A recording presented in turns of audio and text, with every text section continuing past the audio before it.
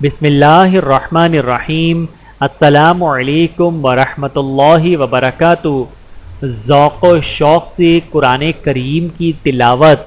نبی کریم صلی اللہ علیہ وآلہ وسلم نے ارشاد فرمایا، قرآن مجید کی تلاوت اس وقت تک کرو جب تک تلاوت میں دل لگے، جب جی اچاٹ ہونے لگے تو تلاوت کرنا بند کر دو۔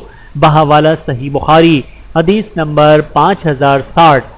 قرآن کریم کی تلاوت پورے آداب و اطمینان، سلیقے و دھیان اور شوق و ذوق و شوق سے کرنی چاہیے۔